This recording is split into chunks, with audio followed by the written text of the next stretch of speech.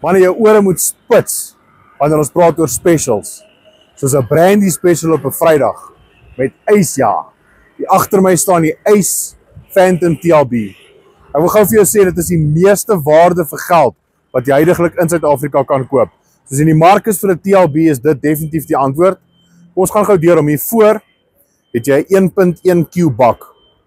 Lekker groot, daar is opsies vir 4-in-1 buckets, paletvirke wat oorvou, dan het jy 'n 72 kW Kirloskar engine.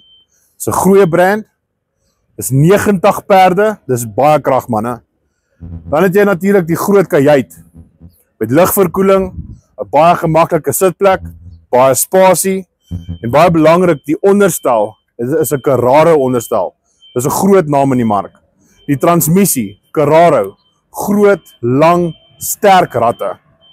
Dan agter het jy 4.2 meter wat jy diep kan grou.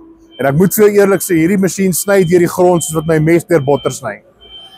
En dan wil ek vir jou sê, hoekom is mense besig om hulle vloot van TLB's te vervang met die Ace Phantom? Want ons het nog steeds die IOP, dis die Import Order Price Special. Die aanbod gaan jou toelaat om in plaas van R950.000 te spandeer vir die Ace, kan jy hom nou kry vir R875.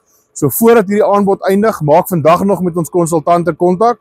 Ons te tak in die Kaap, Bloemfontein en Gauteng of mcmgroup.co.za.